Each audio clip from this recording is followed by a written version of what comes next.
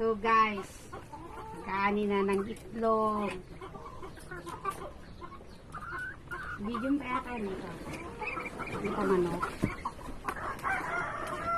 Ang hirap na dito ng itlog. So, maganda rin ang business. Kasi umpisa pa lang. Sinong gustong mag-order? So, malalaki na oh. 180 isang tray.